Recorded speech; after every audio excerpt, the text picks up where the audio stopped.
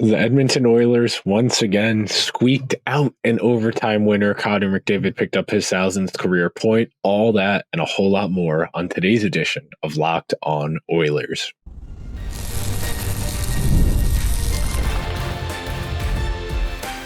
You are Locked On Oilers, your daily podcast on the Edmonton Oilers, part of the Locked On Podcast Network, your team every day. Hello, everyone, and welcome to this Friday edition of Locked On Oilers. I am your host, Nick Zararis. I want to thank everyone who's making Locked On Oilers their first listen of the day. Locked On Oilers, a part of the Locked On Podcast Network, your team every day. And today's show is brought to you by our friends over at FanDuel, where you can start the season with a big return. New customers can place a $5 bet and get started with $150 in bonus bets if you win your first $5 bet. Visit FanDuel.com to get started. So on today's show, we're going to unpack the Oilers' overtime win over the Predators. We're going to analyze it from a few different lenses. We're going to start first segment. We're going to highlight the moment, McDavid, 1,000 career points, fourth fastest player in the history of the sport. And after coming out of a dead puck era where it was almost impossible for anyone to score, we saw guys winning Hart trophies with 80 some odd points, saw guys winning Rocket Richards with 40 something goals.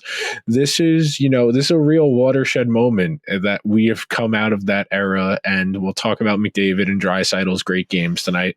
We'll talk about Darnell Nurse in that first segment too. Nurse had 2 goals tonight, had a really solid game. No glaring mistakes. Or also in the second segment, we're going to talk about why the Oilers are having a hard time finishing chances, because for the most part, they deserve to win this game, but they couldn't find that third goal until the overtime. And then in our final segment, we're going to shout out the defense, and we'll talk a little bit about Calvin Pickard's really solid performance. But we dedicated the entirety of Thursday's Locked On Oilers to Connor McDavid, to reflecting on what he means to the game, what he means to the Canadian identity.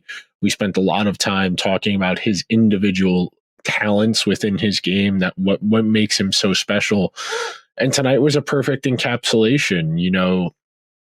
The Oilers, for better or for worse, are designed to have McDavid and Draisaitl do this on almost a nightly basis. Now, it's unrealistic to say they're going to have to do this every single night. And if the Oilers keep needing, 3 points from each guy every given night, you're going to be a little bit more inclined to be skeptical of the ceiling. But this is where the regular season is on your side, and it's different fundamentally from playoff hockey in that a team like Nashville, on paper, is very talented. I spent a lot of time on Thursday's edition of Locked On NHL with Hunter Hodes talking about this. We are both still relatively optimistic that Nashville is going to resemble a passable team. Neither of us are confident they're going to win enough games rest of the way to become a playoff team, but they should at least be respectable, close to a playoff spot with the volume of talent they have. But I was really unimpressed with their game tonight. They didn't really generate a whole lot of offense. They didn't really get a lot of quality looks, especially considering they did, with the Oilers having the lead they did. They led 2-1 for a good chunk of this game. You would have thought that Nashville would have found a way to get their feet going. That's kind of what they want you to do. When the Oilers have a lead, they want you to have the puck a lot, because that's when they can get going on the counterattack. And tonight, the Oilers did a nice job of pouncing on the counterattack.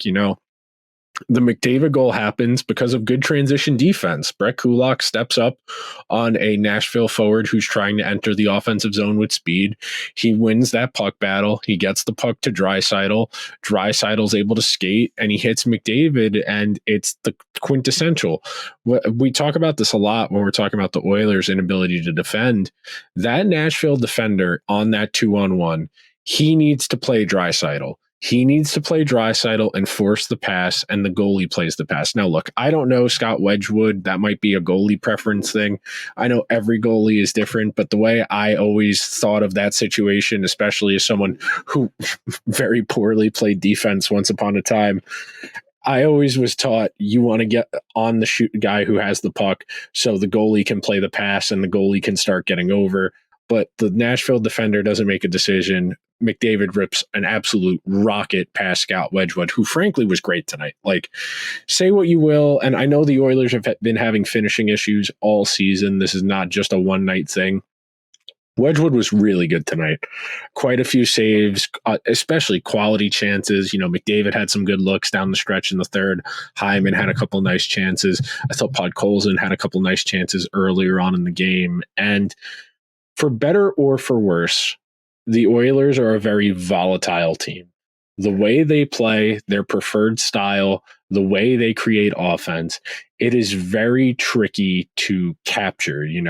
I don't want to say lightning in a bottle because it's not that difficult, but the Oilers' preferred way of playing is predicated on pouncing on mistakes and counterattacking and transition play. And you've heard me talk a lot about if you're an everyday listener of the show, you have heard me talk about transition play an awful lot. And I find it to be the most crucial component of a game, especially for a team like Edmonton, because that's where you separate the good from the great players. Because in transition, if you're truly a gifted special player, that's the area of the game where you can make your line mates or your defensive partner better. And yes, chance creation, offensive zone stuff, generating offense, all of that also, you can make your line mates better.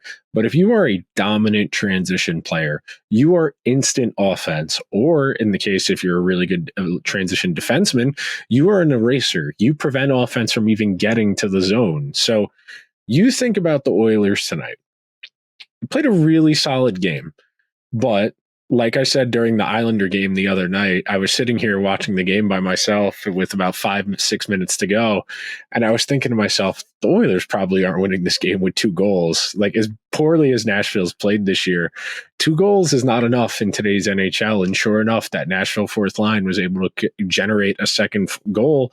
And the Oilers were in too deep. They didn't get back fast enough, and honest mistakes. But you got to take these for what they are. Right now, I'm not ready to say. Last week, I was in a mindset that the Oilers were kind of desperate, that they really needed to get putting one foot in front of the other and making some progress. And they won again tonight. Not the most convincing manner, even though they played well, and I would say they deserved to win the game. They did a really good job defensively, other than the 2 big mistakes. The McCarron goal, you can kind of live with because it's a deflection from a bad angle, and you would like Pickard to have that, but he probably doesn't see it, in all honesty. So, look, I'm not telling you how to feel, but as far as progress, Nashville's not a great team, as talented as they are. The Oilers were able to make them uncomfortable. The Oilers were able to put pressure on them.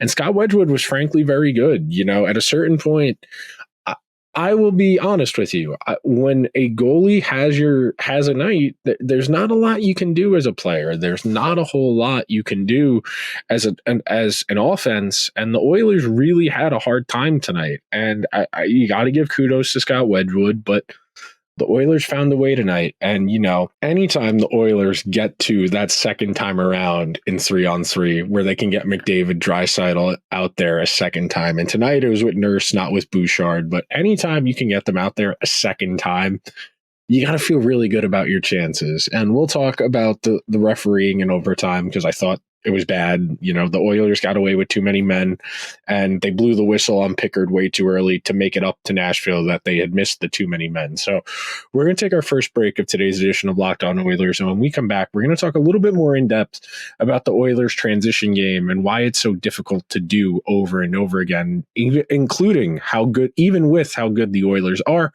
coming up next after this quick break. I love a great deal as much as the next guy. I'm not going to crawl through a bed of hot coals just to save a few bucks. It has to be easy.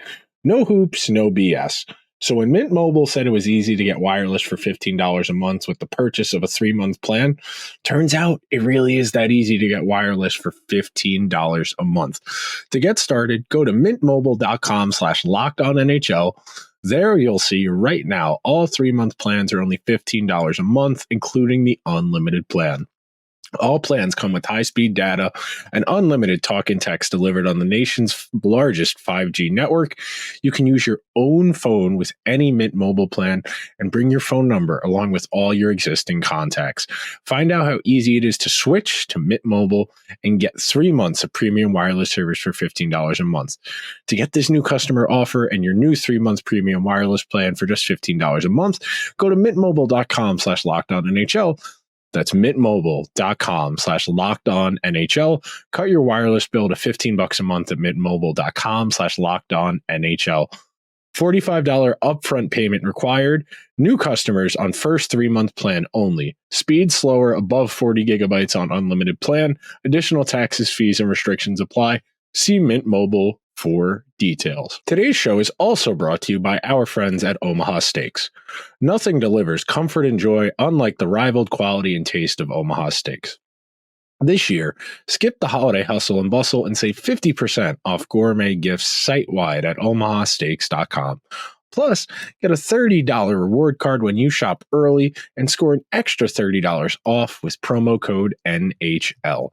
With 5 generations of experience, they've consistently delivered the world's best steak experience, and the gifting experts at Omaha Steaks have made it easy to deliver the perfect gift with thoughtfully curated gift packages starting at $89.99. From legendary steaks to mouth-watering desserts and more, save 50% off at omahasteaks.com. Plus, our listeners get an extra $30 off with promo code NHL and a $30 reward card when you shop early. That's 50% off at omahasteaks.com and an extra $30 off with promo code NHL. Minimum purchase may apply. Thank you to everyone who is hanging out here on Locked On Oilers this Friday episode after McDavid breaks 1,000 points. The Oilers get to 7-3-0 in their last 10 games, and I'm not prepared to say they're entirely out of the woods yet. They definitely need to put the puck in the net a whole lot more, but the Oilers are putting up wins. They are finding ways to win, and they are being resourceful. Now, there are levels to this game. As we've since established, you are not the same team on opening night that you're going to be the first night of the playoffs. And I know it might be bad karma. It might be bad hockey juju, tempting the hockey gods by just saying the Oilers are a playoff team. But we're going to go on and assume that unless something outright disastrous happens, the Oilers are going to be in the playoffs. And it's not just that they're going to add at the trade deadline. It's not that they might promote a player from the AHL. It is that guys throughout the course of a season start to add and build and build. You know, that's how you rattle off 15 in a row. That's how you rattle off 8 in a row. The Oilers last year were able to incrementally improve. Yeah, they had to start in the absolute basement and really climb their way out of it. But the Oilers showed that they were able to improve as the season went along. And that's one of the key goals for a team in any sport, is that you want to be improving as the season goes along.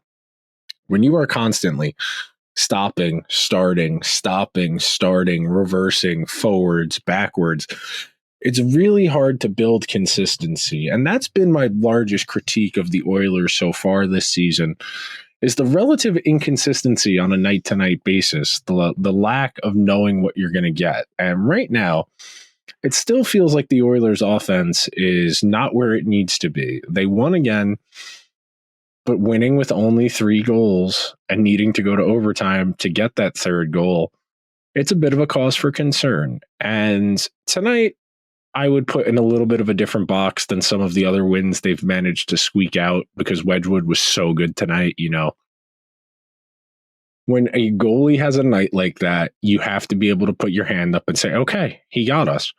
Luckily, the Oilers were able to get this game to overtime and out-talent Nashville, for lack of a better expression. But I am relatively convinced, and I know that's not exactly a ringing endorsement of my own theory, but I am relatively convinced that the Oilers' woes stem from transition. And I've talked about this all season long, and I will continue to talk about this because this is where the game is now. The NHL is smaller, more skilled, and fast as it has ever been, maybe in the history of hockey. Going back to pre-NHL, it has probably never been smaller. It has probably never been faster. This game is predicated on getting the puck where it needs to go and using speed to move the puck there. The long bomb pass is not as enticing as it looks. You need to, as a defenseman, not eat the cheese, because it's the same thing as going from all pro to all Madden on the EA Sports Madden franchise. It looks like that wide receiver's open, but you're going to try and drop it in front of the cover 2 safety, and he's eating your lunch. And in today's league, and this isn't just in today's league, but I say this all the time, and I'll say it again now. There are 2 ways to get the puck where you want it to go. You can skate it there, or you can pass it there. A lot of the Oilers' issues this season stem from their defensemen's inability to get the puck where they want it to go. They struggle to pass it there. They struggle to skate it there.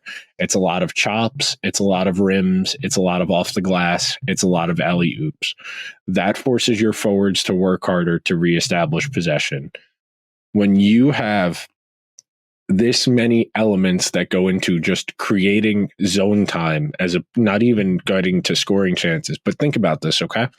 I want you to close your eyes if you're listening to this. If you're watching on YouTube, you can still look at my face, but I think it'd be more instructional, informative. If you close your eyes, you picture a defenseman. It doesn't matter which Oiler defenseman. They have the puck behind the net. They are being pressured by a forechecker of the other team.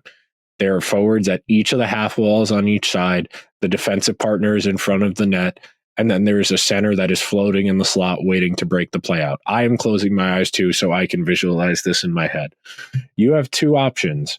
Well, really 3, but you have 2 options. You can try the half rim up the boards. You can try it on your forehand or your backhand. We know your backhand, you're not going to be able to get as much juice on it unless you're Sidney Crosby, who's got a freak backhand. But if you're listening to this podcast, I'm going to assume you're not Sidney Crosby. But if you are Sidney Crosby, hello, welcome to the show. You got to get that puck where it needs to go.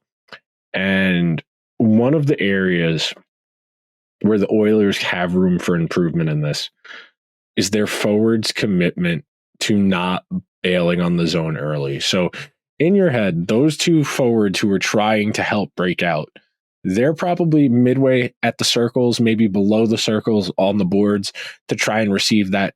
I wouldn't even call it a pass, that attempt at a pass. But too often, those Oiler forwards are a bit further back. They're a little bit too closer to the blue line than the circles. And that pass, it gets intercepted before it can get there. And that prolongs zone time. And even if the other team ultimately doesn't even get a scoring chance out of it, those guys who were just on the ice for the Oilers just got worked. There was a shift, I think it was in the second period, where Nurse was out there 2.5 minutes. Nashville had the puck in the Oilers zone for 2.5 minutes. They didn't score, of course, but if you have that much zone time, you wear the other team down, you build a little bit of momentum. And as I always say, if you make defensemen actively play defense, you'll make something happen. Defensemen in today's NHL are not great at the mechanics of playing defense. They don't get where they need to. They don't check when they need to. They are too eager to reach. They are too eager to lean. And that's why they're always falling over. That's why they are out of position. Think about this. One last thought exercise before we get to our second and final break of the show. Close your eyes. If you're standing, keep standing. If you're sitting, stand up. Pretend you're holding a hockey stick in whichever is your dominant hand and lean forward until your shoulders are over your hips, meaning you're leaning forward. And feel your feet. Feel where the weight in your body is. It's mostly on the front half of your feet. It is mostly up to through your toes. When you are leaning like that, you're not going to be able to get as back quickly. You're not going to be able to go left or right as quickly. That's why when defensemen lean, when they reach with their stick as opposed to moving their feet to try and take away the position, they are not as adaptable. They can't react. They can't move. And it's why guys fall over. It's why some defensemen are more inclined to take the knee to try and block the shot or snow angel, because they feel if they try and reach when they're leaning, they're not going to be able to make a play either. So they figure, let me make myself as big as possible to at least take away the pass, if not try and take away the shooting lane. So we're going to take one more break on today's show. And when we come back, we're going to tie a bow on the 3-2 overtime win against the Predators, and shout out Calvin Pickard's strong performance coming up right after this break. Get ready to tackle NFL action with FanDuel, America's #1 sportsbook, because right now, new customers can bet $5 and get $150 in bonus bets if you win. The FanDuel Sportsbook app gives you everything you need to place live bets on the NFL, all in one place. So when you get a hunch in the middle of the game, you can check out the latest stats, view live play-by-play, and so much more on the same page where you place your bets. Just visit FanDuel.com to join today. If you opened up the FanDuel app or went over to the website, you would see how good of a slate we have this Sunday. The Baltimore Ravens heading to Pittsburgh. Big game in the AFC North, where the Ravens are 3-point road favorites. The 4 o'clock window. Great rematch from the AFC playoffs a couple years ago. We've got Chiefs at the Bills, going up to Buffalo, where the Bills are 2.5-point favorites. And then on Sunday Night Football, Burrow versus Herbert. The Bengals going out west to LA to take on the Chargers, where the Chargers are 1.5-point favorites. Head on over to FanDuel.com and get started with $150 in bonus bets if you win your first $5 bet.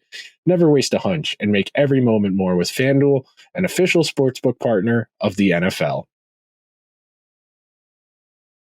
Thank you to everyone who is hanging out here on this Friday edition of Locked On Oilers. Ran a little long in the second segment, so the third segment is going to be a smidge shorter than usual, but I'll be sure to make it worth your while. I am still a smidge concerned about the Oilers goaltending. I rewatched a couple of highlights from the game the other night against the Islanders, and Skinner was just really slow moving post to post on one of the Islander goals. And that kind of alarmed me, because when a goalie's that slow going post to post, it usually means they're dealing with an injury. And we know Skinner missed a game earlier in the season with the lower body injury. And I hope Skinner is not playing injured, because if you are a goalie and you are playing injured basically the entire regular season, there's almost no chance you are going to be able to be effective in the postseason. The physical toll is just too great. And that is purely speculation. I am not saying he is hurt. I am not saying I have heard he's hurt. I am saying he looked really slow going post to post in a highlight, and we know he had suffered an injury earlier in the season. So keep that in mind. But Pickard was really solid tonight. When you have a backup goalie that for some reason, and we talked about this a few weeks ago when we talked about the goaltending, for whatever reason, the defense plays better in front of Pickard. We looked at every single one of the scoring chance metrics through that episode.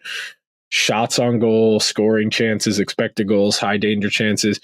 The Oilers were better in every single category in Pickard starts as opposed to Skinner starts. And we know that this is a psychological phenomena, that the guys on the outward skaters, the forwards and the defensemen, they kind of get it in their heads of, well, we got to look out the backups in there. We got to do more. We got to play better. And it helps they were playing Nashville, who's really struggling, especially to create offense out of the gate. And it all kind of came together for them tonight. Pickard made a couple of really nice saves. The Predators missed a few open nets. There was a Forsberg post in there.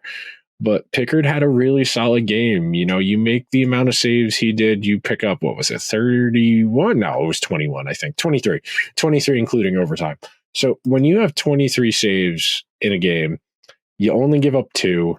One's a deflection. I almost said a reflection. I would like to see a reflection goal, someone using a mirror and tricking a goalie. That's a really funny idea, actually. But when you have that kind of performance from your backup goalie and he gives you a chance to win, that's all you can ever ask for. The backup goalie is a very maligned role. A lot of organizations just don't invest in it because they feel like it doesn't matter. There are a lot of teams out there who feel, well, we have one good goalie. We want to run him out there 60 games. We'll figure out the other 22. And that line of thinking is dissipating over time. There are a lot of teams where if they don't have that bell cow, they don't have Shesterkin or Vasilevsky or Sorokin, they're very much inclined to have two B goalies and have a tandem, kind of like what Detroit has and what several other teams do. But for at least tonight, Pickard was really solid. And I'm not saying the Oilers have a goalie situation they need to address. Skinner is the starter. We know that. Barring injury, Skinner should be the starter. The Oilers have invested more time and more resources in him. If he can consistently be a top 12 goalie in the world, that is more than enough for the Oilers to be seriously competitive.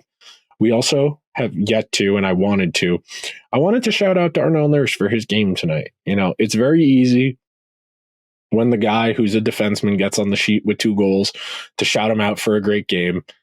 But no crazy defensive breakdowns, relatively steady. I did mention that one shift that was 2.5 minutes in his own zone during the second period. That wasn't the most comforting experience, but I felt reasonably good about the Oilers defense tonight. And Nurse, it's fitting. Nurse is somebody who's been with the organization a really long time, second longest tenured player after Nugent-Hopkins, somebody who's very good friends with both McDavid and Draisaitl, someone who was in the wedding parties for both wedding party for McDavid. Draisaitl and McDavid were in Nurse's wedding party. So it's really important that every now and then, even the guys who are having a rough season get a game like that for them, not even to silence the noise. It's those guys need those moments because it's a reminder of, oh yeah, I am good at this. I am a professional hockey player. And that matters because over a course of a long season,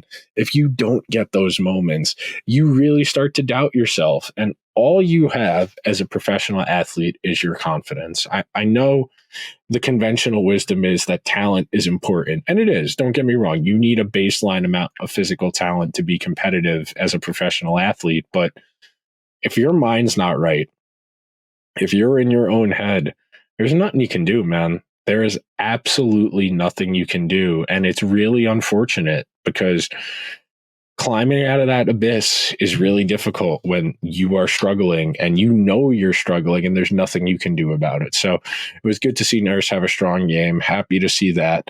But that will do it for today's edition of Locked On Oilers. If you could be so kind, please subscribe to the show wherever you get your podcasts. If you're listening on Apple or Spotify, please subscribe, give the show a 5-star review. Yes, I tripped over my words there. I'm sorry. If you're watching over on YouTube, hit the subscribe button, hit the alarm bell so you get a notification whenever new content goes live.